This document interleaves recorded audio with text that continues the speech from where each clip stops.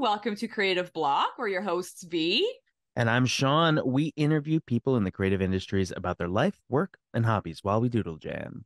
We ask people on our social medias like Thread, YouTube, Patreon, Discord if they had specific topics they wanted us to discuss, as well as some drawing prompts. Today, we have with us Scott O'Brien. Hi. Hey, hey. How are you guys? Doing good, doing good. Better now we're talking to you. Yes. This is so fun. Thank you so much for making the time to come on the podcast. Sure, thanks for asking me. Yeah, you have like such an impressive career. You've been on so many shows and you've been like a director, a writer, storyboard artist, like so much fun stuff. Wisdom. I sense wisdom. I sense wisdom afoot, wanting to drain you of the wisdom. I'm not sure about that. Give it to us. Instincts. Instincts, not wisdom. Is that what? That's actually a great thing to kind of like start talking about. I wonder, okay, so there's kind of this idea that once you're in animation and you like move up the ladder, you start from boards and you go to directing and then like keep moving up and up. But I feel like most of the time it's like you're going to direct for a little bit, but then you're going to go back to boards and then you're going to go back to directing. How's that? How do you, I guess, like go about that? Like going from like going in leadership and then being back on the Well, I mean, I actually started out as an animator. So I go from animating, gone to CG animation, gone back to 2D animation, then gone to boards, and go to directing, then boards and directing.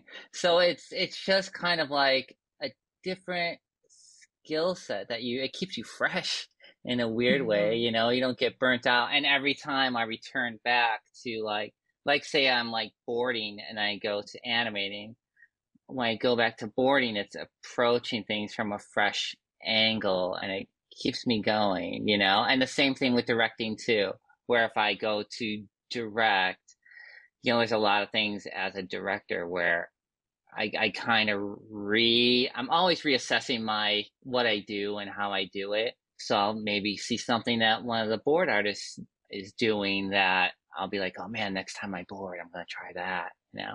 So I don't know. It's been fun to go back and forth. You know, I don't mind it. That's really cool. Yeah. I love that you're noticing like what the board artists that you're supervising like are doing in terms of like new techniques. Like what's like a thing that you saw like specifically and that you were like, oh, I'm gonna put that in my boards next time I'm a board artist. Well, you know, when I first got into boards, I drew like an animator where it was like the way I was taught to like kind of do the construction underneath and all that.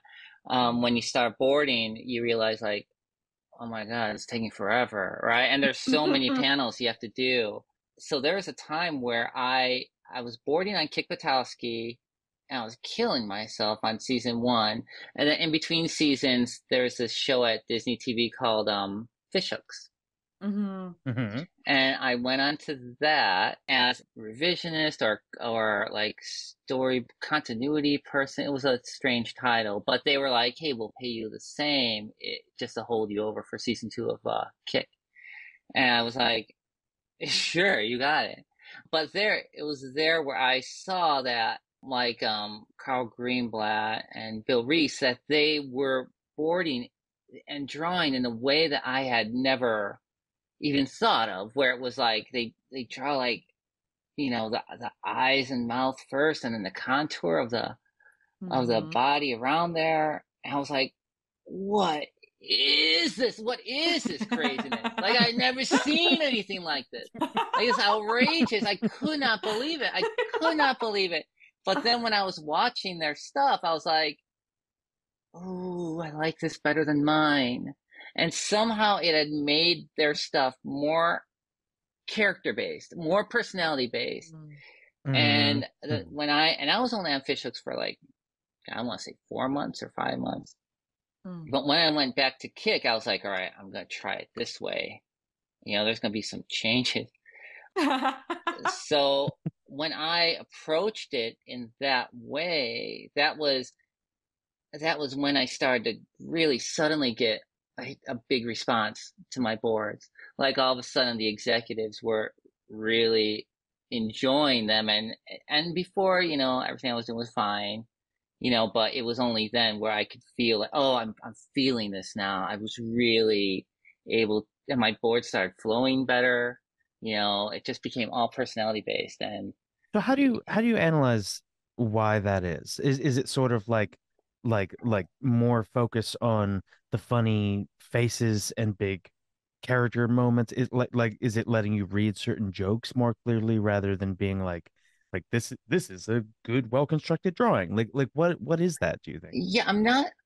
yeah, I'm not sure if anyone else has ever felt this, but I feel like when I think about drawing, my stuff is destined to suck. And that's like from like animating to like boards. Like if I'm thinking about the actual drawing and trying to draw the characters, it's like I'm not thinking about everything in the right way. But when I'm in the zone and actually, and only think about their performance and what they're feeling, then my cuts are different. Like it's all about Mhm. what the characters are feeling.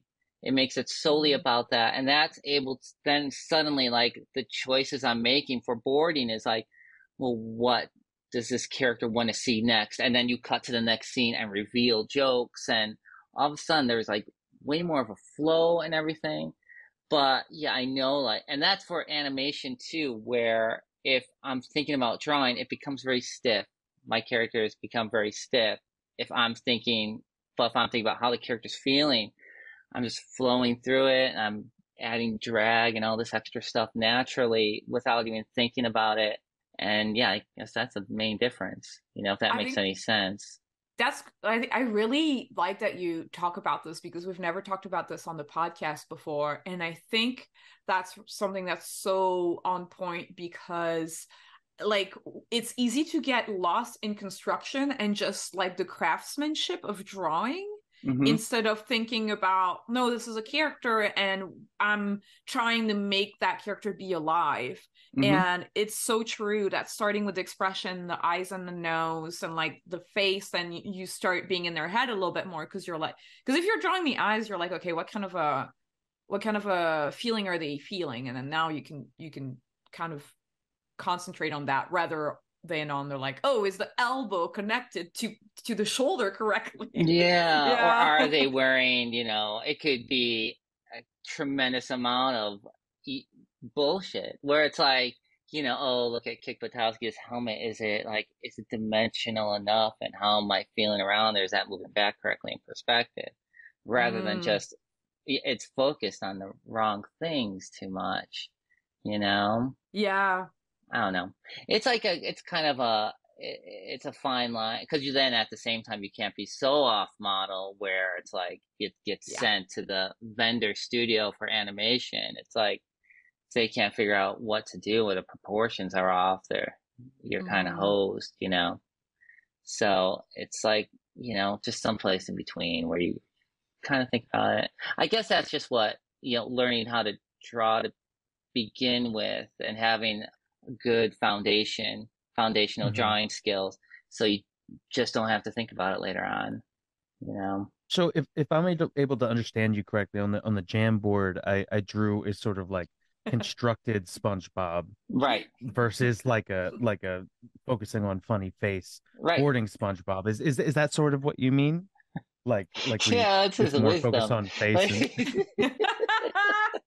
and I was looking away. What's going on? Yeah, but yeah, you're totally right. All of a sudden, SpongeBob is way more, expressive, and it's all based like the rest of his pose is based on what he's feeling. And I love that SpongeBob movie. The first movie I really like. And when you see boards from that, they're just kind of scribbles, but it's all there. yeah. All the character, it's just oozing with it. when you were talking about foundational drawing, did you go to art school or did you kind of like wander into animation? Yeah, I did. I grew up in a suburb of Chicago, and like everybody else, like all through grade school and junior high and high school, it's like I'm always drawing, and and our high school had this great art program, which really helped to give me a little bit of a head start. And Rob Renzetti went to my high school. I didn't. Oh, wow, really? Yeah, That's so he was like a year crazy. before me, but Mm. Wow. I never met him until a few years ago, which is weird. Wow. But, it gave me a foundation right there. And then I went to the American Academy of Art in downtown Chicago, and I went for illustration because at the time nobody really knew animation or what it was about, really, Mm-hmm. like that wasn't a real career, and I've said it before to my friends and stuff. My dad was like, "All right, nobody does this. Your only chance is to go full time at the store. Give it up." Because I was a Did he have a cashier at the same time too. While going to did, school. did your dad own the store? No, no, he was an accountant, but I Ugh. was, a cashier there at the store, so he knew I worked there. So he's like, "Well, you could just your only hope is to go full time and the hope corporate." And I thought that doesn't sound like a good idea, right?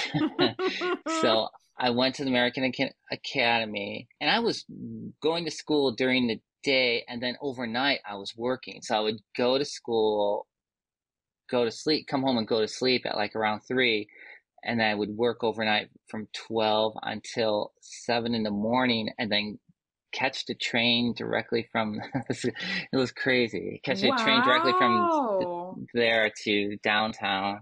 And I mean, when you're doing that, you can only sustain it for so much, for Yeah, so I was long. gonna yeah, I was gonna say, like, was it just like because you were in your 20s that you could have the energy, or was it just like just unsustainable period? It was, I mean, it was in my, early 20s. I was probably like 19, but yeah, you're still tired.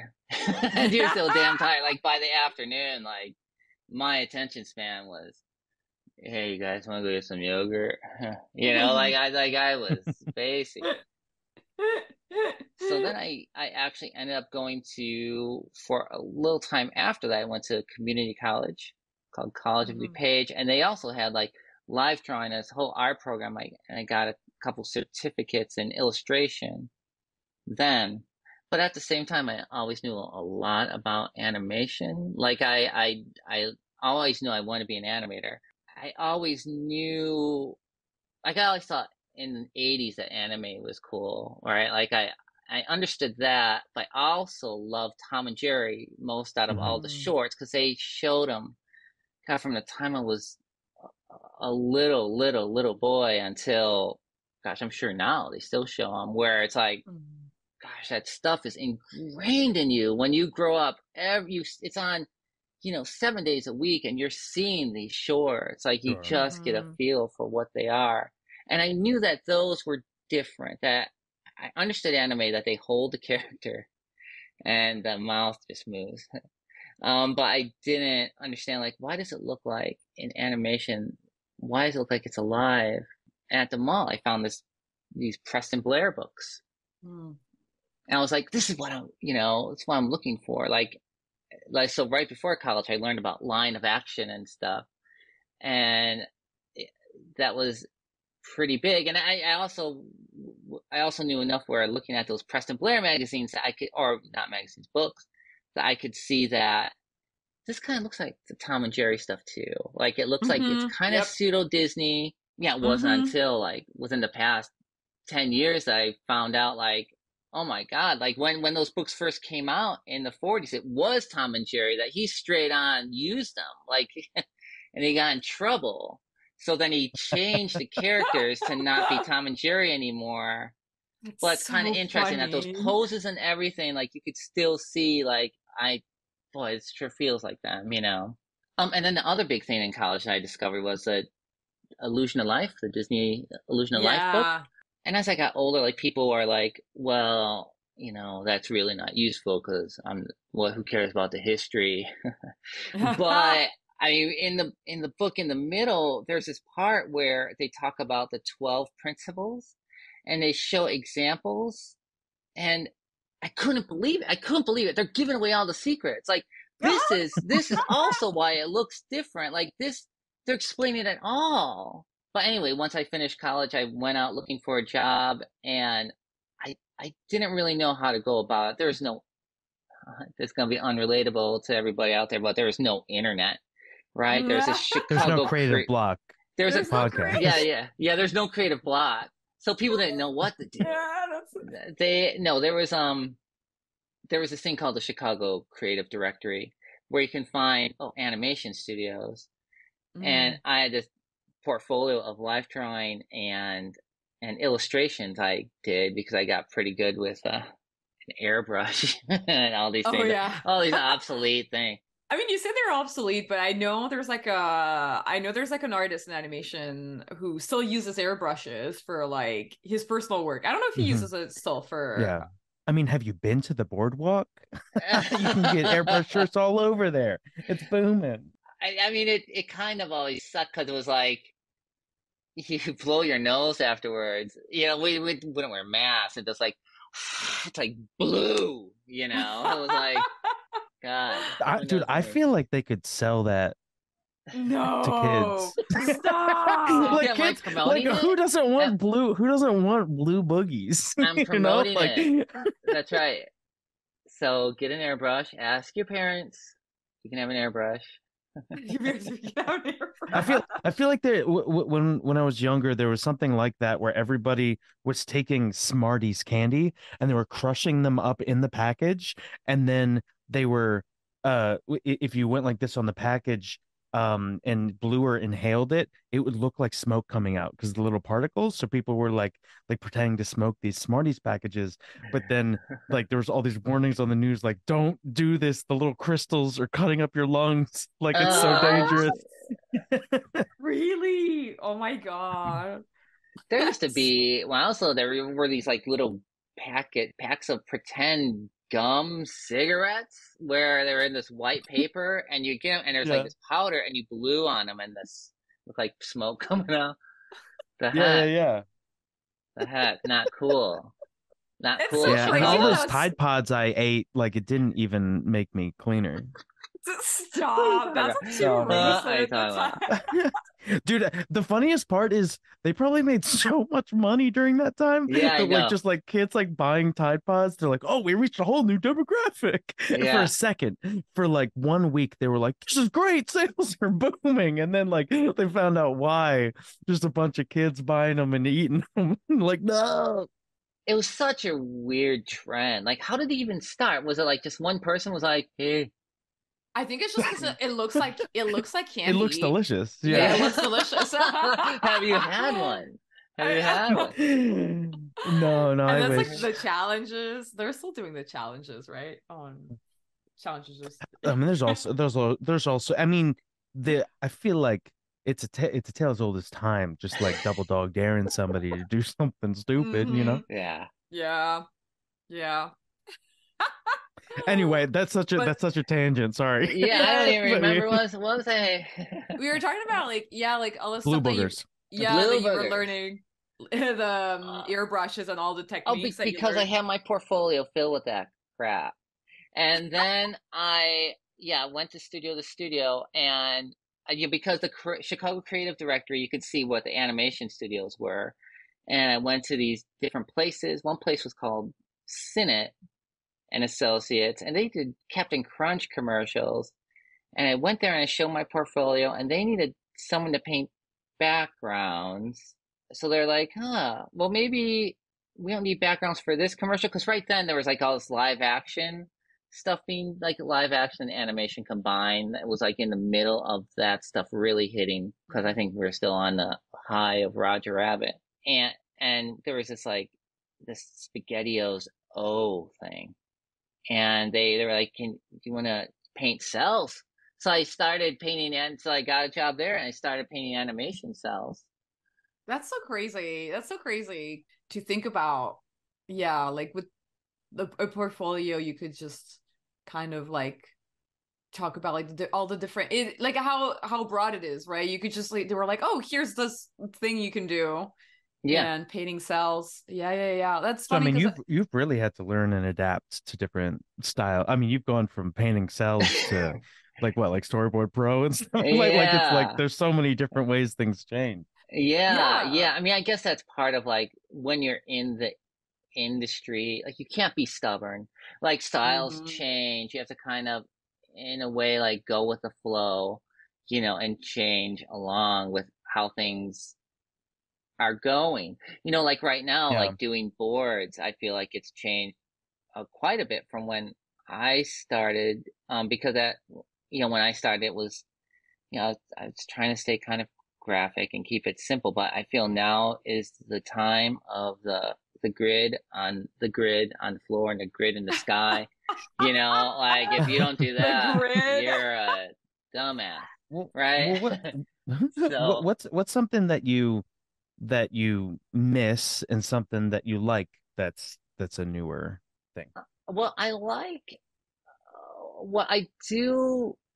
I mean, everything that's been coming up has definite advantages. Like, being a 2D animator on paper, yeah, I could go and get that rough first pass, and I would a lot of times you just use a Sharpie to prevent myself from erase. Because the second, like what I was saying about, if you think about drawing, the second I erase, oh, I'm out of the zone, right? I would just use a Sharpie and rough in my first pass, and with that, then sometimes it'd be so rough where I strip off the pegs then and tape it, and I would have this all kind of just so I can get something roughed in within an hour, and then shoot it on the camera and be like, okay, I could see it, I could see it, I could see it, and then put down a fresh piece of paper. So I do miss that kind of attacking a scene. It felt like I'm gonna do this, and it was this kind of great high feeling. But now when I do 2D animation,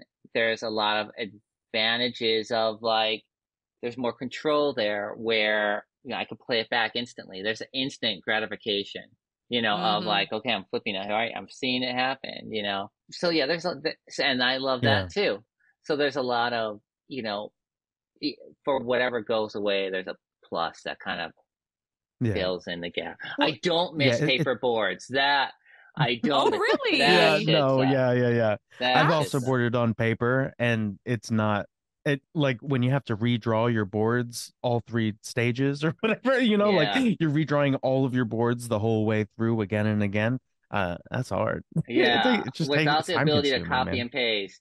It's like that's so interesting because I always thought, because I've never done boards on paper, and I always thought that when you do boards on paper, you do less drawings compared to like shows now, or like I've heard of shows where you have to draw every single drawing of the character walking across the screen and do all the contacts on the floor. Yeah, usually when shows are like farmed out to Korea or whatever. Yes, yeah. Yeah, I mean, I feel like that was existent in 2D also, or not 2Ds, in paper boards too. I feel like it was.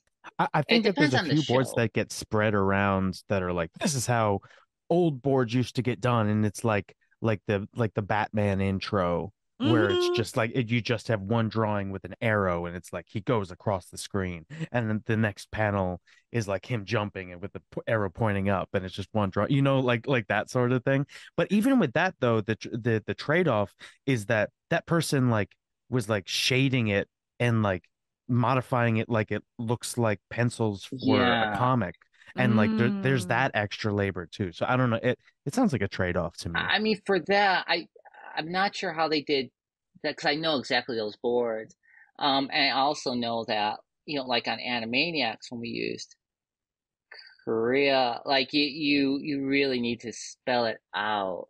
So because if you just had an arrow and Batman came in, they could do whatever. Who knows what's gonna happen. He hops on a skateboard, and the skateboard just takes him across without. It could be anything. So I wonder if they had character, because the boards, I have that Batman book, right? I've looked at that a million times, and it's like these are impossibly perfect. But I wonder if they had some sort of character layout, or if they drew it out in the X sheet. I'm not sure. I wonder how they did that. I wonder because when we had an episode with Shane Curry, who's a timer, he was kind of giving us a little demo. This is me telling the listeners to check out Shane Curry's episode, so you can see his demo. It's really great. he kind of explains how he does add the But they're listening to mine. They're listening to mine right now. So don't do it right now. Now focus back on me now. I'm done peddling my episodes. Now here's me reacting. Here's me reacting to you telling them to go to that episode.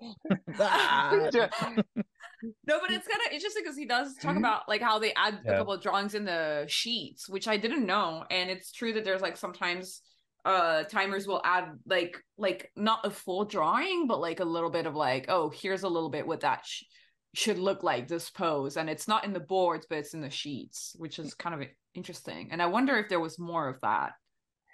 There had to have been, because I feel from what I understood, I guess I worked like on Harvey Girls. We shipped out to Korea too, but on Animaniacs, I really understood where I don't think they even get the audio. I think they get the information from like your boards or character layout, whatever, and they have that X sheet, and that is their blueprints, and they're gonna follow that. So if you have, because as an animator, of doing like stuff, the Western type of animation, it's that's unheard of, where you listen to the audio, you think about how they're saying it, then you do the mouth shapes according to like how big or how it moves according to what you hear. But if you don't hear it, it's like, it's very, the X sheet is just like, it's gold. Like you really have to follow it, because that's all you really have to go on.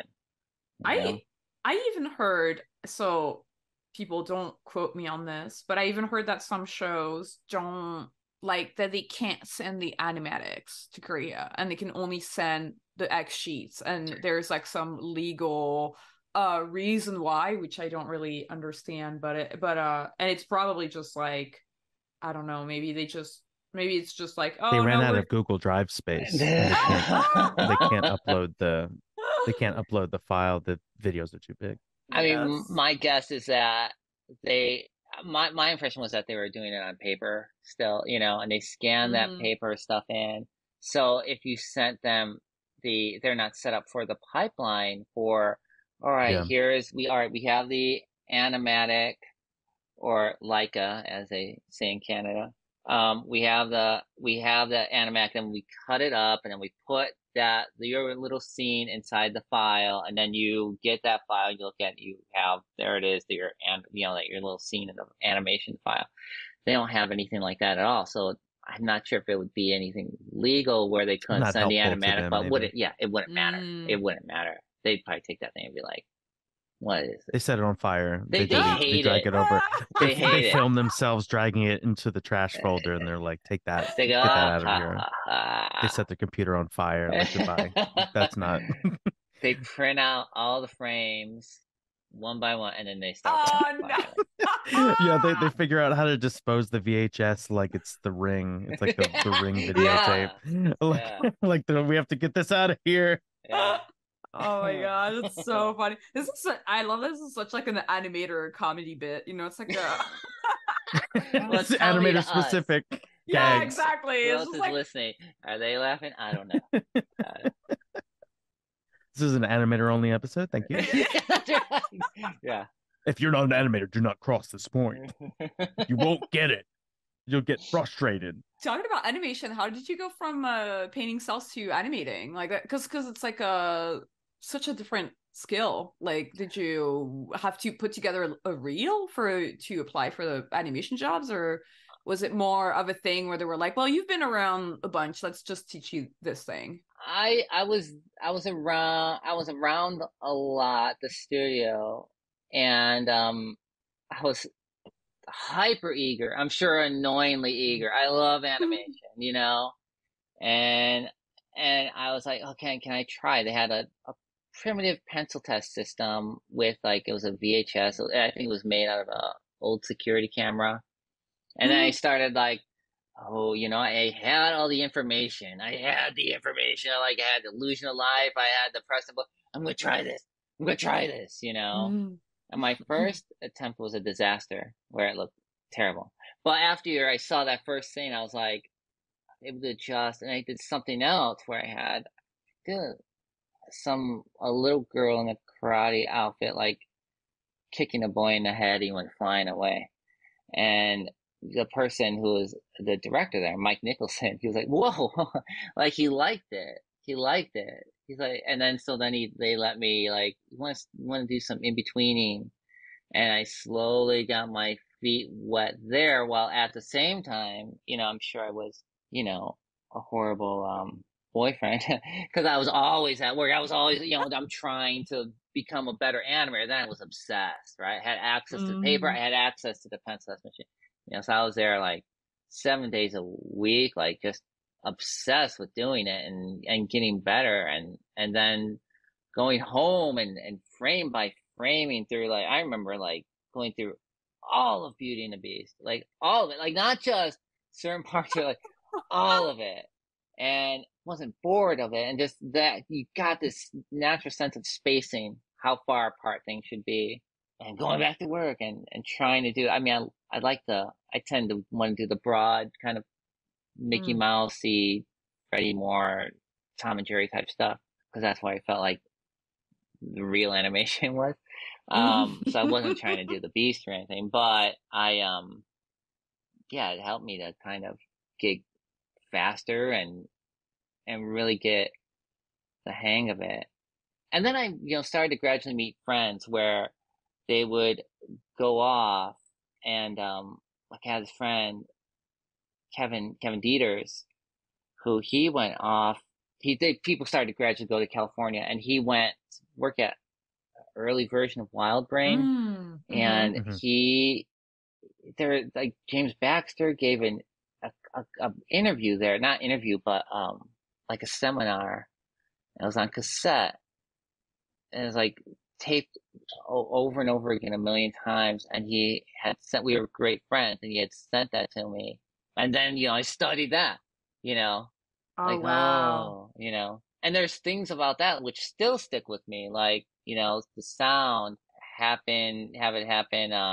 What was it, like either on or right before, never after, because otherwise it seems late, so like things like that, little things, which really help to kind of, every little thing helps. That's so interesting. Yeah. It's like those kind of like little tips that like you hear early in your career and then you never forget them because they like make such a strong impact. Yeah, and you're such a sponge too. I mean, Yeah. especially like, because I really, really had that fire in me where it was like all that mattered, Yeah. It's funny because earlier you were talking about how you were watching a bunch of different kind of animation. You were watching anime, but you were also watching Tom and Jerry. And I kind of wanted to bring that back on because we had a really interesting question from somebody on Instagram, Red Hot Head question. Oh yeah. Yeah, they asked, what was it like working on Hi Hi Puffy Amy Yumi when it came to honing on that unique anime-esque style? Well, that was Sam Register's idea and show, and I was at Renegade because I had, well, I don't need to get into that, but I had gotten a job in CG in LA, and I immediately hated it, especially like in the late 90s where it was like, boy, there's a lot of code you had to enter in. It was really a nightmare. Or you like move your mouse and you wait a couple seconds and then you see the animation. No, holy moly. It was oh my hell.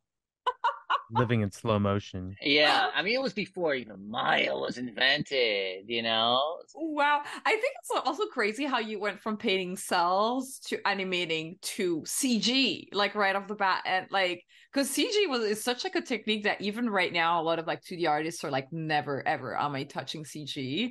But you were like, let's do it. How is that even an option for you? Because you were trained in drawing, but had you done anything like that before? Like, how did you get into? We don't have to stay there, but well, we'll get back to the Puffy Amiyumi question.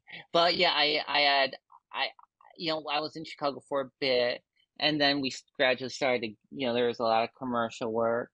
And then I got hired by this company called Character Builders, and they were going to be Warner Brothers East for a while. We were supposed to do Quest, like a half of Quest for Camelot. There's all these weird political things where then, then a Warner Brothers bought Turner, and then they didn't need character builders anymore. But long story short is like I got a lot of experience working there then on featurey type things.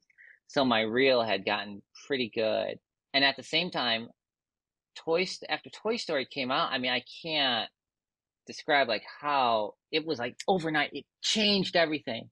It changed everything immediately, where the client, like I remember on Lucky Charms, like there being a scene, the client being like, oh, we love the animation, now we want to see it from a different angle, but it was all 2D, like it instantly changed even like how the client perceived how to handle things, and you realize like it's over, what am I gonna do? Wow, that's And so crazy. at the time they were saying like, well, an animator is an animator, it's just a different tool, so there's SIGGRAPH. There was a SIGGRAPH, I almost don't even want to say year, but it was 1997. I went out with my animation reel of 2D things, and I looked at different studios. I gave my reel to all these studios, and Rhythm and Hues, they got a copy of the reel, and that was over the summer of 97. And then I thought, well, it got to be the next year. It was Christmas, and I was like, well, I guess that went away. I'm going to try again, in 98. But then I got a call from Rhythm and Hues like, hey, can you send us some references? And that I was able to kind of get in that way. Because a person hiring at Rhythm at the time, his name is Chris Bailey, and he did Runaway Brain. Like, he was a 2D animator. But then he also made the jump over to like effects and CG. And he saw my stuff and he liked it. And he was like, well, if I were you guys, I'd hire this guy. So it's just luck. A lot of it is just luck. Like getting into the first studio was like, I was willing to kind of start at the bottom and get into any place just to get experience. But yeah, then it's just like chance of being in the right place at the right time, So that's how I was able to get in at Rhythm. And yeah, then I was out in LA. They moved me out to LA.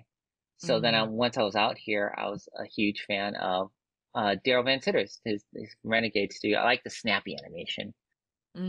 So hating CG, how it was then, as much as I did, I was like, well, let me try this little place, Renegade. There was 5 employees, and they were doing Chester Cheetah commercials. I was like, well, let me see.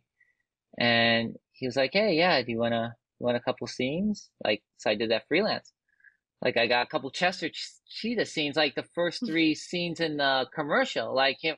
And I was like, oh my gosh, this is amazing. And he liked my stuff. And God, it was like, yeah, I was in heaven. It was really a cool time. It was a really cool time. I feel like we really got off like No, but I mean, really... it's all stuff about you. That's good. I mean, we're never off topic if we're talking about you. I think it's really interesting just to hear how the journey is like non-linear, and I think that is really cool because that shows that like you have to just kind of try things out, and sometimes you'll try a thing and you'll hate it, and it's fine. You can find something else to get back on the thing that you love better, and because what studio were you at when you worked on Amiyumi? That was Renegade. Like the whole story with that was that I had for a few years I had gone back and forth, sometimes doing 2D at Renegade, where I was the only animator on staff, and then going back to Rhythm and Hues and working on Scooby-Doo and stuff, and then going back to Renegade. And they had these 2 pilots that they did called Captain Sturdy, which were really cool. Craig Kelman designed the first one. It was really cool. And Cartoon Network passed on both of them. But then Sam Register was like, hey, we have this had this idea, like this rock bands called Buffy Amiyumi. And had this person do some designs, and it was Shike Hagnazarian, her designs. She's really good. And she had these cute little girls, like these designs of them. And he's like, so we did this pilot for him, and it was very fast. And Daryl was like, yeah, but I really don't know any anime. And I was like, I do. And because, in the 90s, gosh, now I can't, like how anime is popular. In the 90s, in animation and doing Western animation, it was almost like it was so looked down upon. It was like if you said you liked anime, like you're out of the cool kids, Because the only anime people knew were sort of like it's stuck on one frame and there's just a mouth moving. I mean, but there is more to anime than that, Yeah. So, but yeah, that's for a long. I mean, even now, you hear about people that only know about anime from that sort of stigma. Right. But I had in high school, I loved it. I loved like there's a show called like they used to release those videos, OVAs, what's that called? And I got like, Gunbuster and Project Echo. Like I thought Project Echo, that was it. Like I thought that was amazing. So I told Daryl, like, oh, I know anime. He was like, what? Especially since I tended to, when I moved out to LA, I tended to fit in with all the CalArts people because I knew all the Disney stuff and Illusion of Life, and it was surreal to me where I found people who like knew this stuff. Like, what are you really you know about 9 You traitor! You know about anime? Yeah. But it was like a secret. I felt like, I can't tell anybody because you heard people talk about like, oh my god, and I hate it. Yeah, I know. Like there's like we have to fire him. Look down upon it. That's so funny, but it's so true though. And I feel even recently, like even recently in art school, like when I was in art school, it was still like, no, don't draw anime. It was like people would talk about it, but you couldn't like draw it kind of thing. Yeah, that's so interesting. It's so crazy. I mean, because I like all types of animation, from like the full stuff, to the limited animation, like the first season Flintstones, and UPA stuff, the graphic stuff, or the graphic stuff Disney did, limited stuff. I like it all. I think it's all very valuable, and anime is there too, where I think there's a lot of good about it. Where it's just cool. It's cool. It could be cool and aggressive and fun. And it's kind of funny that you mentioned that too, like all the different type of animation styles, because I feel like they all kind of like play into the style of Amiyumi, because I think like there's a little bit of UPA too in Amiyumi. It's not just anime, and I think that's really, really cool. I also kind of wanted to ask you, so when Sam came to, because for people who listen to your podcast, I don't know if they're familiar with Sam Register's name, but now he's like the top guy at WB Animation. Yeah. So it's kind of interesting to kind of think of like his career as well, in terms of like how he kind of, I guess, was like a creator at the time. Like how was he involved in the project? Was he just like, oh, here's an idea and then you guys made everything? Or did he also do like boards, or like kind of how much? He was in charge of Cartoon Network. Like he was gosh, I'm not sure what you even call it, like the executive. That seemed like he was the big boss there at Cartoon he was already Network like, at that time. He was already like kind of like the head of Cartoon Network, I guess. Then? Yeah. So everything was like the Ben 10 or the original Teen Titans, like all that was through him, his era. And you just trace it back, and even at like for the Fleischer films, he was the executive for those. And like just he's always been around, and he's always the same age. And I was like, it's just eternal vampire who's just always the head of like specifically like cartoon studios or whatever. That would be so funny if he, like, when animation was invented, Sam Register appeared. He's like, people see pictures of it, like, hey, look, like this conspiracy, just like the first online. person that draws it. The first person that draws it, and he comes into the room. He's like, "I invented this," but this other person's like, "What?" Yeah, yeah. I am the executive of this. That's so funny. Yeah, because I've always wondered if he was an artist or if he was always an exec. Like He was always an exec. He's always looked exactly the same and has acted the same too. oh, that's so funny. His Instagram is really funny too. His Yeah, Instagram. it is. But So funny. yeah, so yeah, he that was his show, and he got his own writers there at Cartoon Network to write the pilot, and Shakay to do the designs of the characters. Daryl Vansitter's my boss at Renegade. He was great friends with Mike Giamo. Like they went to CalArts together. And Mike Giamo was like the art director of Pocahontas, and he's like art director now on Frozen and all that. So Mike Giamo came over, and yeah, we did this pilot. Like the five, I think we hired other people, so maybe there was more, maybe like 6 or 7 people. It was still pretty small. Where I boarded some of it, Mike boarded some of it. I think Daryl did too. And then and my stuff was the more anime, like where it had to be like there was these football players and stuff. And it was my idea to be like, well, I think Yumi should have anime lip sync and the rest of the characters have westernized lip sync. Oh, that's so funny. And it was all hand drawn still. So I did a bunch of layouts, the character layout. Yeah, it was animated by, I know Mike Pavani was one of the animators. I can't remember who else. Yeah, and then we did this little pilot. And Sam took it to, I'm not sure how it works. I took it to some merchandising things. We were like, oh, great. But we want them to look a little older. There are some little changes.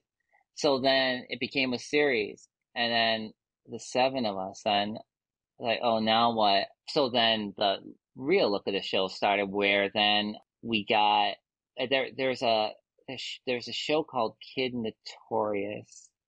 It had this core Flash team, and they were all kind of together, and then Kid Notorious ended, and they split apart. And half of them went over to Cartoon Network, and half of them came over to Renegade. So then all of a sudden we had this Flash crew.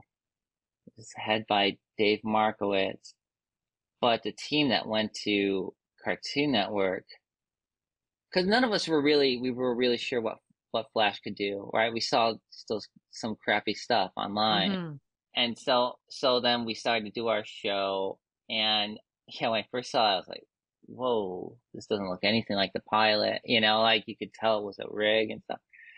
But at the same time, the other Flash team, they like Pringle and those guys, they were at, well, I know now, they did Foster's. They went to Foster's, but Foster's didn't come out yet. So yeah, we didn't know how it would turn out. Yeah, we didn't know how that was going to turn out. That's so crazy too. Like, yeah, it was a crazy time. You just gotta trust this new process that you haven't even seen.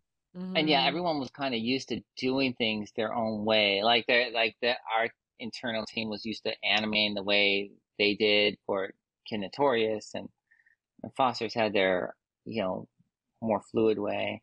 Like it was all, yeah, just a kind of learning experience, Yeah, and the show came out. And yeah, I didn't think it looked like anime at all. Because my goal, like having respect for it, my goal was, I want them to see this in Japan and and realize that we cared, but I think I never heard what they did, but a few years after Puffy Amiyumi, I saw panty stocking and garter belt, and I was like, yes, are they making fun of us?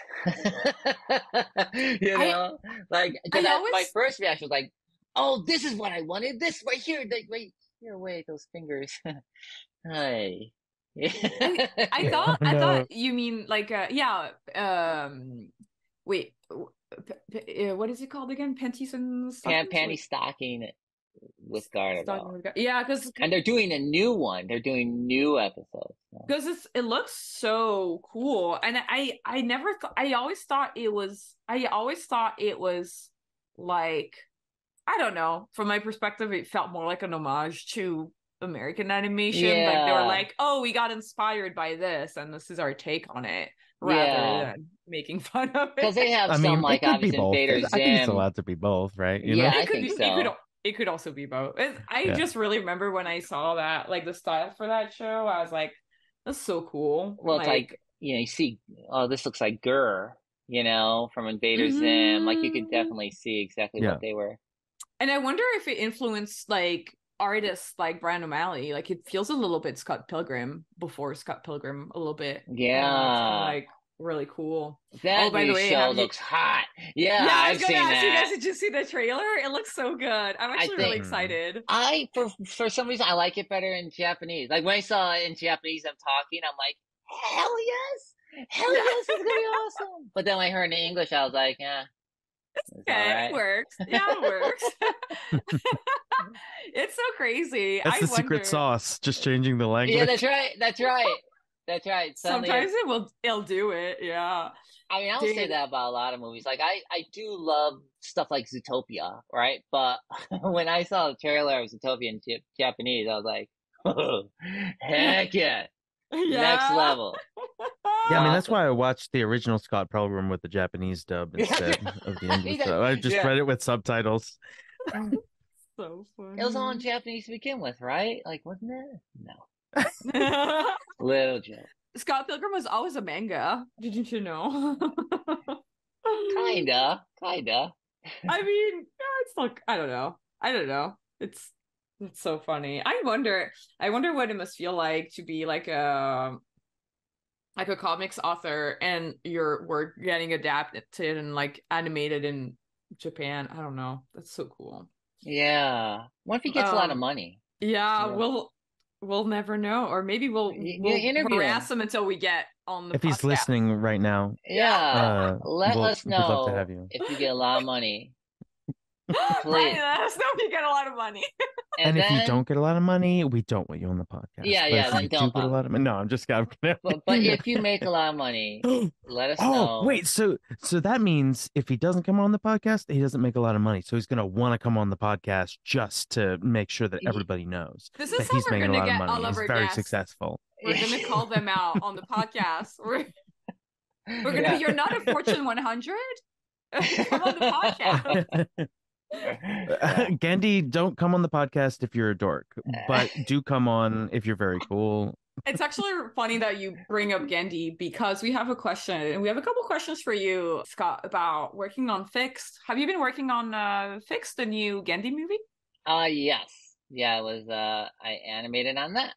Yeah. Oh, that is so cool. I didn't know you animated on that. That's so cool. Yeah, yep. I was doing this. I was working on Zorkie from Planet Ruby. I was a supervising producer on that. And near the end, my friend Daryl at Renegade, they were the vendor studio. And Daryl was like, "Hey, can you do some animation for us for this movie for Genndy?" I was like, "Hell yeah," So we did the test, and they got the job, and there's like these a lot of European animators. I'm a big fan of their stuff. Like Uli Meyer and Oli Loken, and I always wanted to work with them, and there they were on that movie. Like, oh my gosh, wow, this is amazing! I love this. Cool. Yeah, that is so cool. And so I know that this sounds like a silly question, but like, what do you animate in for Genndy's movie? People were using TV Paint or or Harmony. But I was using Harmony because I picked it up when I was animation director on the 2 seasons of Animaniacs. And I use it like I don't use I don't know how to use puppets or anything. I use it like almost, it feels exactly like drawing. It feels exactly like drawing, where I draw and just you do it like regular 2D software. And we'll also say this, like the first time I used Harmony, like because I had tried to animate digitally before, and it would be okay, but it would always feel kind of, feel like I'm Fighting not. against you a little. Yeah.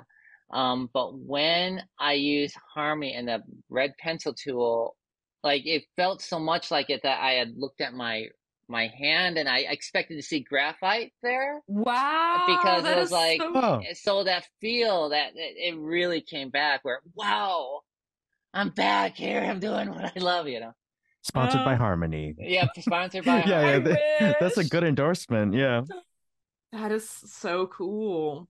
And so you started Harmony when you were on Animaniacs, and that's what you used on the Genndy Yes, movie. yes, That's when so I cool. was animation director on Animaniacs. And during that time, it was cool. Warner Brothers was cool in a way when you're there because you would get these little side projects to do. Mm. They had me like they had that live action Harley Quinn movie, and they Hmm. needed some people to animate on the opening title sequence. And I was like, sure, I would love to. They asked me to do that. That is so cool. You had these little extra things that you could do that were always fun, always kind of And spice how does things that up. work for you, like as an employee at WB to do all these like, because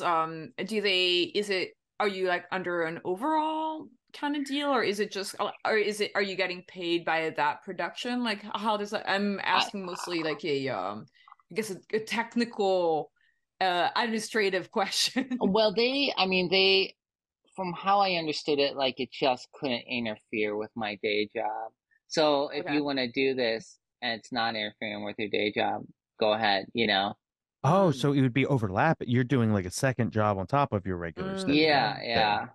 Oh, But I was like so amped to do it, I couldn't wait. So yeah, we did it for that. yeah. There was this another thing with this Legends of Tomorrow, this live action show where they had an animated sequence in there, a princess thing. And I was like, sure, I animated on that. Yeah, and then my friend Genevieve Sai, she she had done some Tom and Jerry fan art Mm.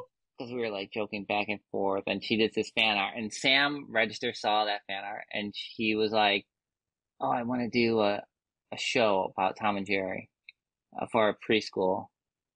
And then Genevieve was like, "Well, I want Scott to direct it," and they were like, "Absolutely not. He's Oh, busy on Animaniacs." oh. But she was insistent. So then I ended up doing that pilot, that Tom and Jerry time pilot for them, Man, on the they side just too. have you floating in Scott juice inside the water tower, just I mean, hosing you all over these projects. Just in that this tankard of Tom and Jerry, like I really love those characters. So yeah, I was dying to do that, and that also feels like that's one of those shows where it's like it feels very natural to me. Where Because I Hmm. think a lot of people think, oh, Tom and Jerry, oh, the cat's mean and he gets hit by the mouse. There's nothing to it, but there's like this subtext like being It's friends and there's bullying and what it means to be siblings and all sorts of like interesting things that make it to me interesting. it's also like it's also a really hard style, I think. Tom and Jerry is like, and Looney Tunes, they're like kind of like a really hard style to draw and do. There's not a lot of people who can do them. Like Tom and Jerry, like those early ones, there's a lot of people who were the Disney strikers from the 40s who, Mm. Walt didn't want anymore. So they went over to MGM. So those early Tom and Jerry, they feel like it's Mickey Mouse. I mean, it's Oh real. Those are yeah. Mickey Mouse proportion. So I Mhm. feel like having that helped me to draw them quite a bit. I feel like when Chuck Jones and other people took over those characters, like who knows what they're about. It's not Mhm. as it's not as sweet, you know. Yeah, Chuck Jones is a very I love obviously I love Chuck Jones, but Yeah, I he's do a too. very a little bit what's it called? Like what what's the word to describe his like vibe? It's kind of like not sneaky, but like smirky, I Yeah, guess. kind of. snarky. Snarky, Yeah. yeah, it's very snarky. And Tom and Jerry, like I feel like there's subtle things, like those early shorts are violent, but there's like little hints of like there's this one thing where this little bird, you see a little yellow bird, like Jerry's getting attacked, and this little bird has this gun he gets, and he's scared to hold the gun, and Tom's scared, and they're both shaking, and the bird's like about to getting closer to Tom with the gun, and Tom's backing up, and the bird slips, and the gun falls down. And Tom, without thinking, he picks up the gun and hands it back to the bird. It's something very sweet about it. Like it's those little things that really Sure. make those characters alive, and there's something underneath that's handling those characters. I don't want to bore anybody. I don't want to bore anybody with it. No, I think it's. I'm bored. I want to talk about something new. I do think this is No, so. I love it. I do think it's so true though, because I was on a direct to streaming Looney Tunes movie for a little bit, which unfortunately got like kind of like on pause because they're trying to figure out who can buy this. All that stuff. But yeah. yeah, like that's kind of pretty common nowadays. But we were watching a ton of like Looney Tunes and from all different eras of Looney Tunes and all these kind of shorts, and there is sometimes this kind of humor where it's like you said, where it's like kind of like sweet in a way that the characters are like so in the moment. They're so in the moment they don't realize what they're doing, and it's really funny. Yeah, it's very much like it reminds me a lot of improv, like going to like improv comedy and seeing it actors. does. It does, and it makes it feel more alive. Like, well, this is how real people would act instead of it just being like, oh, there's a cartoon, they're acting goofy, you know? That's really, it's really interesting. I like that we were able to kind of like talk about how you were like on all these different projects at WB. I don't know how to broach this, but listen, since I'm drawing some Douglas Firs characters, would you want to talk about that a little bit and how, like, because we have a Twitter question from. Look at these drawings; these are cute. I don't know how you guys can draw when I'm talking. Because you're talking, we're not talking, so we can draw. That's how it works. Look at these drawings, though. Oh my gosh, the heck. Okay. From that Chavistian one, they're asking if you can describe the story of the pilot for the Douglas Firs, if you can. I don't know if that's that was loud. I was on I think that was during my Kick Patowski years. No, it was after. And they asked me to do a pilot. They asked me to help out. My friend Chris Sonnenberg asked me if I can help board this pilot because I worked with him a little bit on Kick for a little bit. And he thought my stuff would be a good match for Douglas Firs. So I met with the creators. I boarded this pilot, and the story was about this bear, and there's this cast of characters in this neighborhood where it was just kind of setting the tone of like, there's this neighborhood, there's this monkey who lives in this rocket that crashed. There's and the main character, Barry, who's a bear, he lived in this kind of house, and there was some sort of talent show. He came out.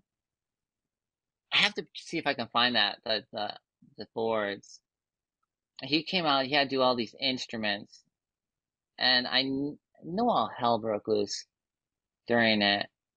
And we with a lot of times with pilots, I worked with the creators. We went back and forth, and we pitched. We had the final big pitch to the Disney executives. I know that's not describing the story. I can't really remember what the story was. It was so many years ago. And they liked it. They liked the pitch, but I think just for, making whatever reasons they have, like marketability or, merch or whatever, I don't know. They just decided to pass on it. But I don't know. That's like just a little tale. There's a lot of things that get pitched that kind of just get passed on for one reason or another. I think I already mentioned two of them where I mentioned like the Captain Sturdy pilots and then this Douglas Firs. ton of other ones too. I worked on this other robot one. Yeah, they kind of, you never know. You never know what's gonna hit. Nothing's foolproof. Did you So, or ever pitch? You ever pitch like one of your own ideas? no. I mean, I've considered it. I always felt like I didn't have enough of a full understanding of story to kind of come up with like the concepts on their own for whatever reason. Like it's easier for me to kind of, if someone else creates a character, all right, I can figure out how it flows and how to make it flow and how to make your audience engage and what is engaged about this and make the characters laugh. But coming up with things from scratch, I'm always my own worst critic where I'm like, well, this idea sucks, right? This has been done before. But when you really think about it, like everything's been done before. Like even it's like Star Wars or whatever, like, well, Star Wars is basically just, you see these serials from the, 30s and 40s, like, oh, well, there it is. It's not reinventing the wheel, and I think even like Tom and Jerry, it's like, oh, a cat chasing the mouse, you see a million shorts like that at the time.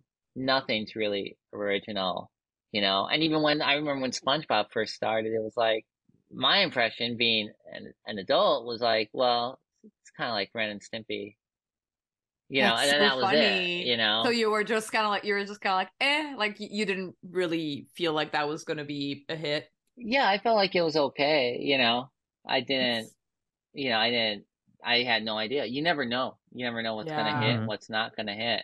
that's so funny. That's so true, though. I remember talking to a buddy of mine about SpongeBob and how at the time they thought like Nickelodeon was like, man, this is like we're gonna hide SpongeBob in a corner. We don't really believe in the show. And then it kind of blew up. Yeah, now look, it's on Yeah. all the time. It's like they're always Yeah, there. yeah. That's so funny. That's so true. That's so true. Yeah, there was something else I was gonna say about, but no, I can't. I can't think. I can't think. I can't think straight. No, I can't. There's too much good animation talk going on. Yeah. Yeah, so for it's really interesting that you're talking about like all these different pilots and like how there's so many pilots being made all the time and Yeah. like things just don't get Or picked there's up even to. like even some things where you almost think like Carl Ferrolo's like a Bug Salad Yeah. pilot, right? Where I'm the voice of Scott the worm, and like that didn't get picked up for a series. I always thought that was really funny show. Yeah, you never know. Yeah, and you were talking also about writing that you wrote on shows and like that feels different than creating a completely like original idea. How did you get your start in writing? Well, I think it just kind of comes organically when like on Kick Batowski, like they started. There was at one point in the second season, like I was getting my boards were well, my boards were getting by the executive, so they were having me double up, and I just bought a house and I was broke, so I was eager to do it, and and they had some that were more outline based, where then I was able to really just feel naturally where the character would go and what the natural conclusion was. So that's kind of how I got my start in writing my own dialogue, where, which is like always surreal to me. Like when you see a show, like I remember one thing where, because I was, when you're really going fast and you're really in the moment, you're really feeling what these characters are feeling. And if they're little kids, you're really feeling the dialogue. And I remember I had the older brother say like, "Ah, that's right. I just wanted you to have a day of dumb, to kick." And then you hear it on TV and it's like, "Oh God. Yeah, I wrote that. Awesome." Wow, Yeah. that's so crazy. But it just seems like it's kind of an organic thing, because it does then, you would still have some sort of outline so you can see where it's going. Yeah. Well, I feel like everybody has their moments of like the imposter syndrome thing. Like like on the first few things that you were writing where you're like, I'm just guessing my way through this, like, or were you like, oh, I'm doing a good job, you know? On that, by the time I was lucky because by the time I had gotten, they were having me do some things where I was, working from an outline. I was pretty calm. I knew this show. I was getting things by. I knew what the Sure. executives like. I knew how the characters acted. So it was it wasn't too bad of a transition over for that. I mean, I remember times where, there was one episode they gave me. They're like, it was about a dog. Like a viewer wrote in, a mom wrote in and said that their little son, their dog passed away, and that the only thing that got their son through the sadness was watching Kick Buttowski. And the show creator was like, oh, well, let's do an episode with this dog. And I said, that's a dumb idea. Because, like, the only thing that that's getting this kid to not think about his dog is Kick Buttowski, and you're taking his dog and you're putting it in the show. You're just like, that's my dog. You're just like watching it and crying. And they even named it like the dog Jazzy. The dog's name was Jazzy. They even used a dog's name. Oh my gosh, that's crazy. I wonder how that pans out with legal. I don't know. I'm suing you for copyright infringement on my dog. Well, you never know. Sometimes they can get kind of like skittish with that, you know? Dog slander. Who knows? But we did that episode, and that was one where I'm not sure if I got writing credit, but I know I rewrote a lot of it because they gave it to me because I grew up with dogs all my life, so I really knew what it was like to have a dog. And the whole point was credentials. Like, yeah, exactly. The whole thing was that Kick got this dog, and the dog wasn't letting Kick do stunts, so Kick had to take the dog back to the shelter. And so Kick was like, I have to do stunts. I'm gonna have to take Jazzy back to the shelter. And by that point, when Kick decides this, all these things that happened in the episode where they were having fun and all this and that, and then he got pissed. So there's a part where Kick's walking the dog back, and Kick looks at the dog.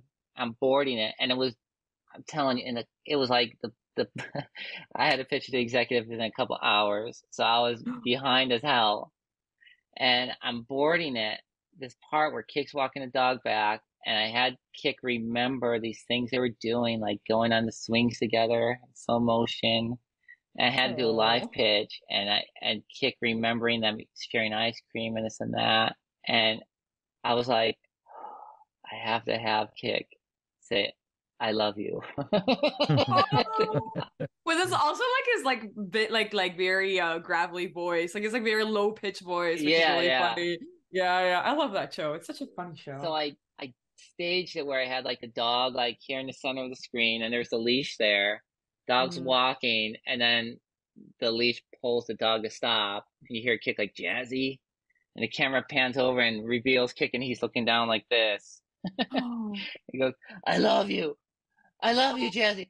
And I was boarding this, and I'm so like I'm sobbing. I'm like, oh my God, how am I gonna get through this? How am I gonna pitch this? I have to pitch this exact. How am I gonna do it? Sobbing. They're like, this. We brought this board artist in, and he couldn't even pitch the boards. He was just sobbing. I was like, God, this is a dumb idea that I rewrote this part. But then there's this cool part where his car almost hits the dog, and there's action where the car goes flipping upside. So then I wasn't so sad anymore. But it was like, sometimes you get the inspiration where the writing kind of does itself, where you know what the characters have to do, And I was fortunate to be on a show where they let me do that, because there's some shows. Yeah, because there's some shows where it's like follow the script, like you can't change anything. And those shows are fine. They're just like a different animal, Yeah.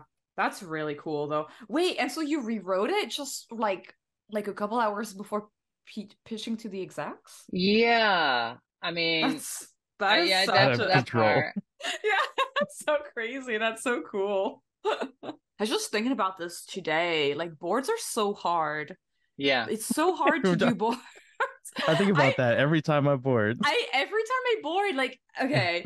And one of the reasons why I started the episode talking to you about directing and then going to boards was like I had a little bit in my career where I was directing for almost a year, and I loved it. It was a ton of fun. And because then I would get to do the thumbnails, I would get to like help my artists anytime they needed help. But now that I am going back into boarding, I'm like, it's so hard. It's Yeah. so much work. And how do you deal with that for you going back and forth? Because it's like you have to be so focused for so long. You have to like come up with so many jokes and then draw all of it. And then get half of it like thrown out after Yeah. Yeah. I just kind of like, I don't know, because I was thinking about it recently, and I remember when I started storyboarding, I was like, I remember like it was like the first month, I was like, I don't think I can do this for my entire career. It's too hard. Right. And then I'm still doing it, but like, but it's that feeling, right? And I wonder how you guys deal with that. Oh, well, I mean, for me, it all depended on what I went back from. And usually when I'm directing, whether I want to or not, I I keep my feet wet with boarding. Like there'll be like a section where I'll be like, okay, I'll do this part. So Mm, I do keep my skills fresh that way.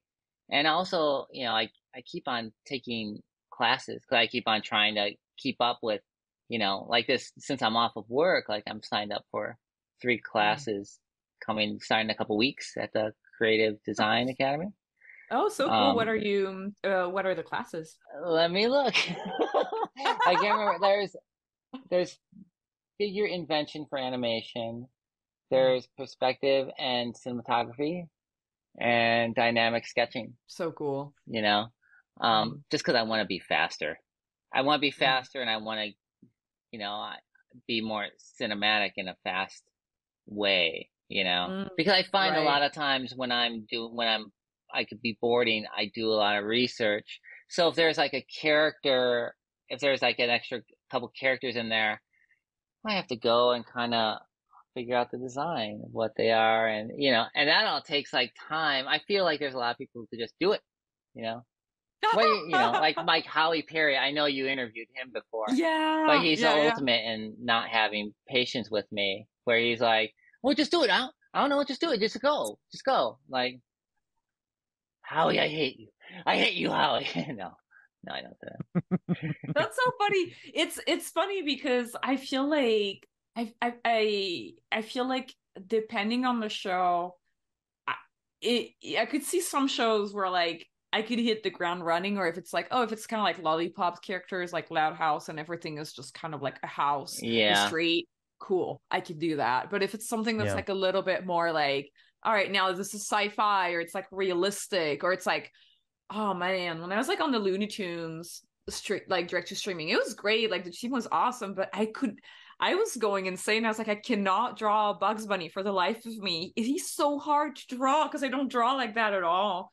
And I was just, yeah, it's really Yeah. hard. I've had directors get really frustrated with me because like there'll be like a scene and in the show it'll be one of those shows where like the storyboard artists are sort of expected to come up with you come up with the space that they're in, you're coming up with yeah, Mm-hmm. the props, and on this particular show we were like maximum reusing backgrounds, so I would create like basically like a dollhouse backgrounds that you could put the characters in, and if you like zoom up on this part, it's like the reverse of the other angle, right. just like things where you could do maximum reuse but just have one background. And Mm-hmm. my director used to get so frustrated with me because I would be like, yeah, but I don't I don't know, is the top of it a dome, is it, and they're like, and he's like, I don't know, you just start drawing it. And I'm like, yeah, but I have to like plan out, like, is the top of it a dome? Because then if they like run up to the top, then it's a dome, and there could be a joke about that, or whatever it is. And I'm just getting hung up on like every little part. And some artists can just like all right, I'm just going to do it, and the background's pretty much going to be blank for a while, and like Yep. I'll just like fill it in later, you know. I don't know how I get people, jealous sometimes. yeah, I don't know how people Yeah. storyboard without backgrounds because I'm like you can't, like if you have too many white backgrounds, how do you know? Once I had to Which do way they're facing. yeah, and once I had like an episode on Craig of the Creek where I was a revision supervisor, and they were like, okay, just like clean up the episode, and there was no backgrounds. It was just characters talking on white screens, How and did it get approved? I was I like, guess. I think it's just Uh-oh. because the pitch was really good. It was like the Right. pitch was really, really funny, and the character acting was really funny. But I was going insane. I was like, That's I don't know interesting. where anybody is, and I have to make it up, and maybe they're not gonna be. Maybe everybody's It's not going to make imagining sense. them Yeah. in a different space because the pitch was so good, but you have no background. And once you put Yeah. them on backgrounds, they're like, actually, the show isn't good. You know, Yeah. the backgrounds have made me hate the show. Sometimes that But happens when they're like, actually, now that it's yeah, an animatic, it's not funny anymore, and you're like, I think I get really particular about it because I come from making my own cartoons from start to finish. Right. So every time I storyboard, I'm really mm, thinking about it as like, if I had to do this background, how would I feel? Yeah. Or what would I need to be pointed to mm, understand what's going on? And it's a blessing and a curse because I feel like I've helped out background artists who get that shot, but also for me, I'm like trying to think about too many things at once. So I Yeah. don't know. I mean, that's I why have it's that so same hard. issue with animation where it's like, I Yeah, think of how is this going to be executed? How is the animation going to be? How's it going to work? sure. You know? So I Mm-hmm. always have that kind of like, whoop, my water. I always have that kind of like crutch where it's like, I'm doing thinking a little bit too much, I guess. I don't know. You know? And then every time you do a shot where it's like crazy animation, you know enough that you're like, this is going to be expensive animation. Everything is Mm-hmm. redrawn. The background angle is changing. They're going to have to redraw the background Yep. animation wise. Like, and like, I mean, and there's lots of artists out there who, you know, they don't know about that. So they're just like, blam, blam, blam. But yeah, I always feel guilty about putting in a part like that where I'm like, oh, this is someone's going to be mad down the line. You know, like what I'm Yeah. doing. I mean, I think it's probably freeing. Well, I know it is to not think like that. And again, like I remember Sure. Howie doing. He was on Kick Buttowski with me, and I remember him doing this one thing where he had this character walking, and he had the whole background like animated. I was like, "Oh, what are you doing? Oh my What are you God, doing?" dude. And there was in the episode. So what do I know? What do I know? I feel Yeah, like yeah, it's true. Sometimes like it okay, that's so funny because I would get people in production mad at me on Loud House because they were like, there's too many up shots and down shots. But they would still do them at the end of the day. Yeah. They would still do they would still do yeah. them. V is very expensive for us. Yeah. Yeah, I don't know. V just loves doing up shots and down shots. Yeah, no, for those kind of shots, every once in a while there would be something like on the Midnight Gospel. I remember there was a scene where specifically I had pitched a certain thing where the character was moving from like point of view and like traveling along these tubes. Yeah. And I was like, listen, I know the best ways to shortcut it and like right before he turns like something passes across the camera like there are going to be shortcuts but I was like, I need to ask permission before I do this. Like I was like, listen, this is gonna be a cool money shot, but like, is this okay? And they were like, yeah, do it. And I was like, okay, okay. And my guilt was a little bit relieved. But yeah, sometimes I have to check before I do something crazy like that, or else I'm doing all this work and they're just gonna be like, we can't do that shot. What are you crazy? Yeah. You know? What you waste all that time for? Yeah. Yeah, yeah, yeah. I think it's all in the trash. Wow. Yeah.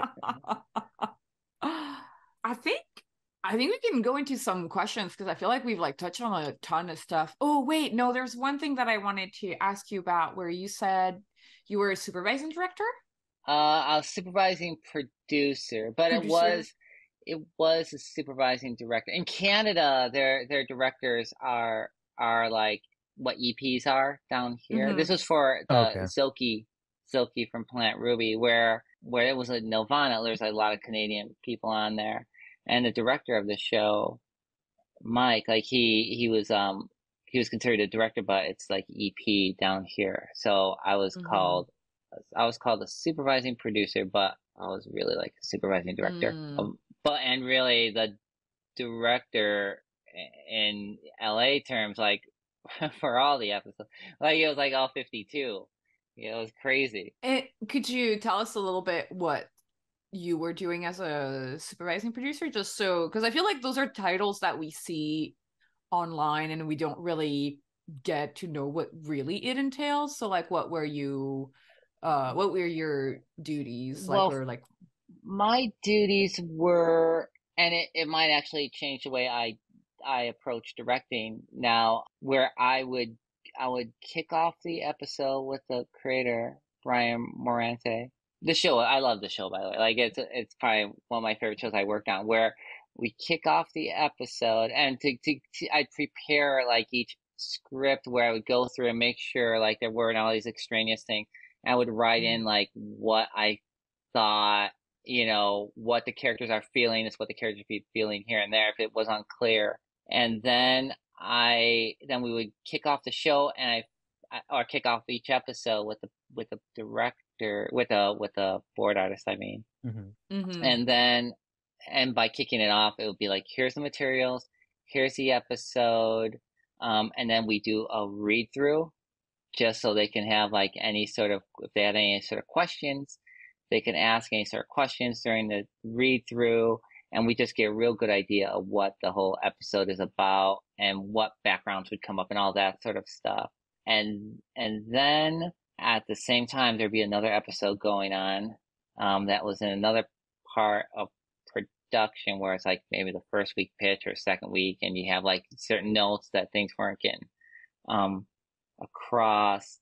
And at the same time, there'd be like an episode like it's in the first pass of Animatic where you're looking at the timing, and that's where I felt like a lot of things would come to life, where it's like, here's the timing, here's how it looks so far, this isn't working, and you work with the whole revisionist team to make sure that everything's kind of flowing properly. And then there's another episode at the same time, which is like at the final, the lock animatic, where you're making sure that this pass is working okay. And yeah, it's so you do all that stuff.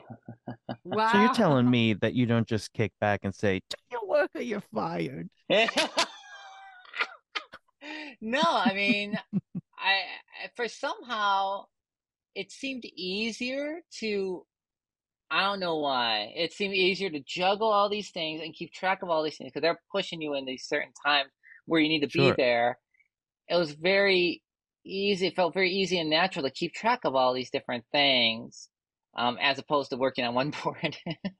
I agree. Okay, this is something that I've been thinking to myself, and that's why I keep bringing this up, is like, I feel like when people put you in the room and they're like, do this for 3 hours, it's so much easier because you don't have to worry about a million things. You're just like focusing on this one task. Yes. Whereas when you're boarding, you're like, well, we'll talk to you in a month or something. And then you're like, oh, and it's like the deadline is like close, but also really far. And it's like, well, I could just do a little bit of whatever. And then you get really anxious. It's because every single day you have like 1,000 drawings staring you down. You're like, I have to do like 1,000 drawings right now. Yeah. And if I don't, I'm washed up. Yeah, I know. I'm washed up. I'm out of here. I know. What if I'm not funny all of a sudden? What if it doesn't work? See, that's why I started using my Headspace app for meditation, because I was freaking out just like that, where it's like, oh, if I can't do this, I'm worthless. I'm worthless. I can't do anything. Yeah, because that creeps up so fast, right? You're like, I don't know if you get that either, but like right now I'm in the headspace where I'm like, I can't do this anymore. I'm just too old. I had so much energy when I was in my early 20s, but now I just don't have it. It's over for me. I gotta switch careers. Well, this is a really good segue into the name of the show, which is Creative Block. And when you get creative block, or when those thoughts of like, I don't got what it takes, I'm done, I'm washed up, I'm finished, when those moments happen, how do you get through it and still turn in funny things consistently, or good, well-drawn things consistently, or whatever it is, How do you handle creative block? Well, I mean, this is gonna sound cheesy, but I have this meditation app called Headspace, right? And you listen to it's like 10 minutes, and there's different like topics that you listen to, like Hmm. happiness or stress, whatever. And it just like it zeroes you and puts you like, well, it's almost what we're worried about is everything that you're saying right there is like everything's about the future. I'm ruined, but there's the future. Right now I'm working. So it's this thing that kind of like stops you for 10 minutes. It doesn't take long. Stops you for 10 minutes, and it's like, where are you right now? How's everything right now? Think about everything right now. I swear to God it works. I swear to God. It's Sponsored by incredible. Headspace app. Sponsored You by get the app on the Apple Store. Oh, Yeah, there you yeah. go. I love it because you're the first person in, let me check, 139 episodes to ever There bring was an this app up. that cures Oh, their really? creative Really? block. You're the very first person to ever bring up meditation. See, because I'm old. Because I'm old. So. No, but we've had other people from your generation. No, but it has nothing to do your My generation shit. your generation. Great. Yeah, but the thing is like your advice has nothing to do. It's one of the only advices that almost has nothing to do with drawing or thinking about or tackling the thing at all. It's just like figuring out how to get your mind ready to think about those things from a calmer standpoint. That or saved something. me also, where it's like now I'm not sure, anyone who's known me before or whatever, I probably seem exactly the same. But I mean, I feel like way more centered, way more relaxed, and way more in the moment, way more able to focus. And part of that is that I'm not always worried about, well, what if this, what if that, what if what if I screw up? And I'm not saying that I'm immune to that, because like right now I've been on off since the end of June. So of course I have those thoughts like, well, maybe that's it for me. But when I'm zeroed and I do that app, it's like, I just it puts me in the moment, instead because we're all natural storytellers. And I talk with this with Carl Ferrolo quite a bit on our walks, where we all it's our nature to kind of, I think human nature, to go to the end of the story. What's the conclusion? How do we end this whole story? And so it's natural for us to kind of come up with, well, the natural ending of this is that I never work again and everyone hates me. But the reality is like, no, that's not the end. It's like you're right there in the middle of it. So I don't know.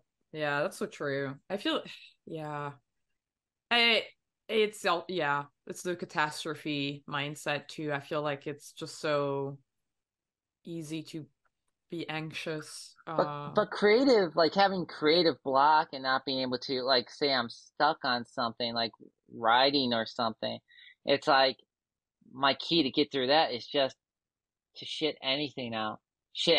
Like go outline form and get it down, get it out there. And even if you get it down and it doesn't make sense right now, your mind is, in a weird way, it's starting to work like that. Because how many times have I gone to bed and wake up and I'm like, I got it. It's solved. I didn't even have to think about it, and I write it down. It's like, that's how, for creative block itself, that's how I get through it. It's like just anything to kind of try to organize these weird thoughts and get it to be something. That's really cool. Yeah, I love that bit about also like when you're about to fall asleep, and I definitely think there's something like in the subconscious that's like happening, and it's kind of like linking the ideas in a way that when you're with your awake mind you can't do, and you just I think you already told the anecdote on the podcast, but I'll just say it again, like the Salvador Dali, where he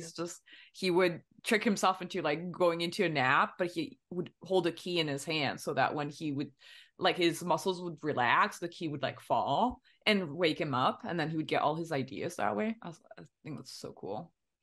What a nut. No. Yeah, that's how I micro nap for my all nighters. But I just Really? hold I hold a dagger above my leg, and when I drop it, it stabs me. yeah. So your leg is like My leg is destroyed. ruined, but I mean that honestly helps me keep seated for longer working. Um, I think also like in the shower, like there's like that Frank Thomas and Ollie Johnson documentary, like, oh well, honestly, I have the best ideas when I'm in the shower and everything. Like I think there's something true to that too, where it's like when you're not, you know, thinking about it, sometimes these solutions just come to you. Yeah. It's Well, nice. people spend so little of the day just doing nothing and thinking. And I Yeah. feel like that's what the shower is. It's Mm-hmm. like you don't have a podcast in, you're not like, that Mm-hmm. sort of thing.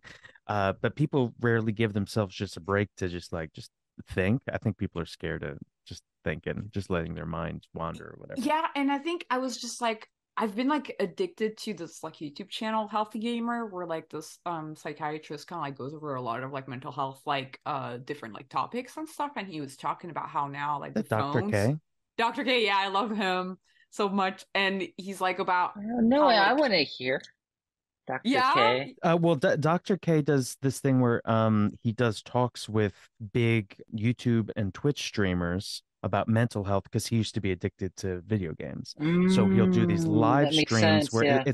it's not like a therapy session, but they're just like talking about their problems, and it's more like life coach kind of thing. Like And he he'll does like like Yeah. a lot give of them some he also does a lot on his YouTube channel. Now there's a lot of like videos that are about like he covers topics. Like he'll cover a topic, for example, like why like are you procrastinating or are you like tired? And that's the title, and you kind of like watch the video, and it's really cool. And I was healthy just gamer. gonna yeah, and I was just like bringing it up because he was talking about how like we have so much distractions in our current age that we don't really ever get the time to sit and listen to Yeah. ourselves, our body and our Yeah. thoughts. Yeah. Because now if you ever get that little bit of like discomfort, it's like, well, I'm just gonna check my email, or I'm gonna check my social media, or I'm gonna look at a funny cat video, and it's like I listen to myself and I sound like the ocean. yeah, it's really cool. That's awesome. I don't have a good segue for this, but we have a bunch of questions from people from all over social media. We have questions from our patrons from Instagram, Twitter, and YouTube. And How are you guys gonna cut this down? Like it seems like we have like if there's so many questions, we're already on here a long time. No one's gonna listen to this. Like by the time they get here, they'll be like, "Oh, my God, I'll have all day to listen to this." Scott, stop. They're gonna listen to the whole thing. Oh, I We're know gonna it's whatever. edit each question down to just a yes or no from everything we've asked you. Yeah, You're just yeah, like, yep, yeah. and then it Rapid like fire, rapid fire at the end. anybody who gets here, leave a comment in the section below. Tell us that you got here so Scott will know that you listened I to the whole survived. episode. Yeah, I Yeah. survived. Yeah, yeah, awesome. There'll be like Little arm up t-shirts. emoji, like I survived. So I'm a survivor. Great. But we have Yeah. like from our patrons, we have people are really interested in you working on the fixed movie. So we have a question from Joe Benson and Crass, Crass, our new patron. They're asking, how does it feel to work on a 2D animated movie again? And Joe asked if you got any art tips from Genndy, working on the movie. It felt great to work on it. I mean, I felt lucky to be on it. I think it's I think it's a cool opportunity. There's a lot, it looks great. It looks great. I mean, it's just full animation, which you're just not used to really seeing, like that kind of cartoony animation. I think, of course, Klaus has done it, but this kind of broad stuff, and it's still handled in a kind of Disney-esque kind of featurey way. It's cool, and so that felt great. As far as like getting any tips from Genndy, not really. I mean, you learn what he likes and what he doesn't like. So him and his team had boarded out the entire movie. I know he did a lot of boards himself, so they wanted you to stay pretty close to those poses.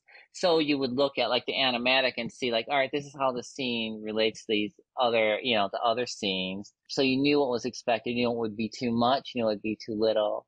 And then you would see the other animator stuff. Like I started to download the other animator stuff because I wanted to be as good as them, right? So I'm like looking at their stuff like, oh, I can't wait to try this, so I try to do that. But yeah, Genndy likes it. He likes you to follow the poses. He likes you to be direct. He doesn't like you to do a lot of extra business. I know, for a little bit, for some reason, our dog, he was yelling, "I'm gonna do what I want," and a lot of people were having him like do a milk call, kind of like shake his head, and Oh, it interesting. came up a bunch of times, and Genndy was like, no, he didn't, because it was like, first of all, a lot of us started doing it, but then also he wants it direct. He wants it very direct and very clear. And he's not mushy in terms of his direction. If he's like, oh, I don't know, like you never got like that. Like, I don't know, you got like Either like either he something or he liked doesn't like it it. or he didn't, and it made it really efficient. And yeah, it was cool. And so he would he would say something as casual as like, oh, great, I like it. All right, approved. And that's like, he's not like screaming about it, but just hearing that alone was like, yeah, yes, Approved. I Yeah. did it. I did it. And when he's like, if he doesn't approve a shot, is he pretty like direct with what he wants to be seen changed? Like, easy, like, okay, don't do the head shake, just like, this is how I want to see the movement, blah, Yep. blah, blah. Yep. And he would draw right on there. So you would have Nice. direction right there, that you could just nail, That's awesome. Yeah, it was cool. It was cool. It was a lot of fun. It was a lot of fun.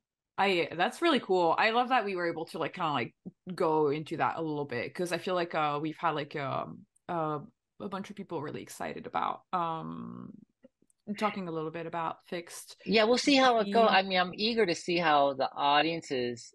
I think, yeah, we're not going to go over all of the questions, but there's a couple questions about writing, and I kind of want to talk about that for a little bit because I think that's really interesting. Our listener ink_KG asked if you have any tips for writing, and on YouTube, Angel Pearson 696 asked, how do I create a perfect plot twist? So I guess they're in the same kind of area. A perfect plot twist. I mean, my advice is just to, what I always do is I start from an outline where it's just like kind of, I have it roughly written down of what is gonna happen. The more rough you start out, the more freeing it is, and the more you feel less bad about like scratching shit out, like, no, that's not good, and refiguring things out. So I think that helps to figure out like the perfect plot twist. Well, I think also always think about character. Think about character and not just the situation. If your character is leading the story, because I have a lot of ideas of like, that come with like a situation like, oh, I want like a team of, I don't know, flight attendants that kick ass, right? But what's the substance behind it? Who's the main character? It's just a thing. I think as long as you have that character like driving it, like a Luke Skywalker or someone to pull you through the story, like that is really the essential for, coming with stories. I'm not sure if I'm just saying the most obvious thing ever that people are gonna be like, whatever. No, but I think that's so true. And I feel like that's a question that comes up often in writing where people are like, should I do plot or characters? I feel like it's cool to, yeah, like it's kind of taken me a long time, I think, of writing on the side to realize like, oh yeah, characters are how you connect, like the audience will connect and And it's not that easy to like listen No, to a it's not. character. It's Yeah. not. It's somehow and I don't know why. It's like somehow easier to come up with. I mean, I could come with a million props or a million like different kind of cool situation. You know, oh, here's this kid has a giant robot. You know, but Hmm. what's the drive behind that to make it special and stand out? That's where the magic comes from. You know, that's what the real storytelling is all about. And since we're still talking about writing, I was kind of like skimming through the questions, and I really like this one from at Dimps Doodles from Twitter. They ask, "Is it hard to get emotional truth out of broad comedy? If so, how do you deal with balancing the two in your projects or in your That's a work?" great question. And I think the emotional truth needs to be at the center of broad comedy, otherwise people won't care. You know, if Mm-hmm. SpongeBob, like SpongeBob could do all the goofiest things in the world, and there were other series that came out that were similar to SpongeBob, but who's still around is SpongeBob because he's sincere. He's a sincere character. You know what is wanted. He wants to be good at it. You know, at the Krabby Patty, you know his friends care about him. You know all those sort of things. So the emotional core is it's really essential. It's the most important part of doing any sort of broad comedy. And I had brought up Tom and Jerry that underneath there's that heart behind it, you know? Like if Mm-hmm. Tom is trying to eat a little duck and the duck is like, oh, I still, duck thinks Tom's a mom. I still love you, mommy. Goes to jump in the pot and Tom, no, he talks and he's sad. Like that sort of stuff is what makes it special. That's the emotional core. Like no matter Mm-hmm. how cartoony it is and broad, there still needs to be an emotional core. And that is what's at center fixed also, where it's like, there's all this kind of stuff happening that's kind of whatever perverted and broad still, you know. But at the center of it, like there's this dog, you feel something. He really cares about, you know. I don't want to give away the plot, but you know, he cares about his friends and his friend, and I don't know. I think it's Mm-hmm. essential. It's essential.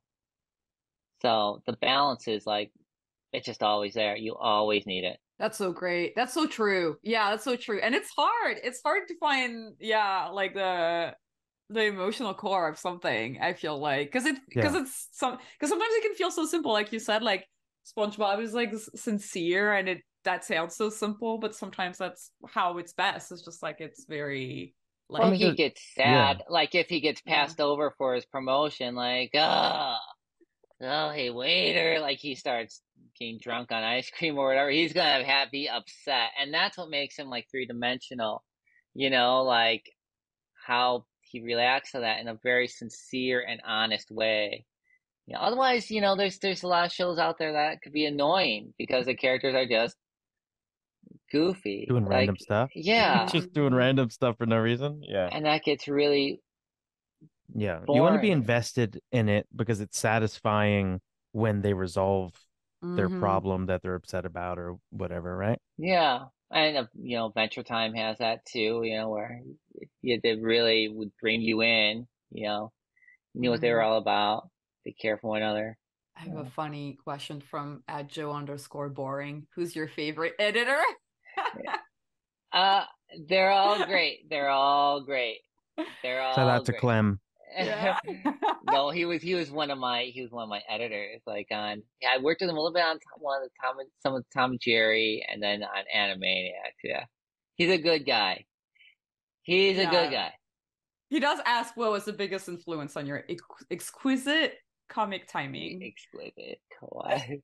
Well, I mean, I feel like what I had mentioned before was when you grow up, like I would watch a ton of animation, and when you watch it every day, and it was like, you know, it was Tom and Jerry, it was like anime, it was like it was gosh, when I was younger, like even Popeye and then Looney Tunes.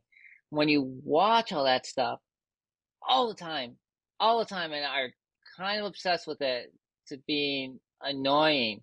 Like that, the timing and everything is just in you, you know? Like Hmm. if I'm doing Tom and Jerry, like whenever I board on that, like I hear Tom's music. I know what, his theme is, yeah, like trombone, and he's like, huh, like he's obnoxious and could be arrogant. Like that stuff is just ingrained in you deeply. So I think just being a dork and watching cartoons all the time helps. That's the key. That's the key. That's the key. And Oh like man. normal real life, like I feel like, what I board isn't too different from how I talk, like our conversation here. It's all very similar, like I feel like there's not really, I don't know. I'll end that on a partial sentence. And you're ended on a partial Yeah, sentence. whatever. Well, I don't need to complete it. You might end on a partial sentence, but this will be a complete episode. Segway. I did it. Well, that was so fun, Scott. There was so much insight, and it was really cool to hear like all of the different steps in your career and how you've like done so many different like positions throughout the pipeline. And I thought that was like really, really cool. Well, thank you. And yeah, it was fun. It was fun talking with you guys. So hopefully we're friends now. And Yeah, hopefully we're friends now. I'll friend both. We'll be friends on Instagram. I would love that. Yeah, so it'd be great. And that's the end of this creative block, and that's the beginning of our friendship. At the end of this creative block, I'll miss everybody who's listening. Bye. Keep in touch. And thanks. I'm very lonely. No. Thanks to Scott, and also thanks to our listeners. Follow us on social media at CRTV Block, where we ask for drawing prompts and questions to ask our guests. Huge thanks to our editor, Clements, my vote for best editor, for editing the podcast, and Marco for helping us produce the show. If you love our show, then support us on Patreon. Becoming a patron gets you access to our Discord, where you can talk to us, share your art, all that good stuff, and early access to interviews. You may also support us by commenting, sharing, and talking to your friends about the podcast. Getting more ears on it goes a long way for us. Click the link in the description of this episode. I've been your host, Vee. And I was Sean. Keep being creative, and we'll see you next week. Bye. I love you guys.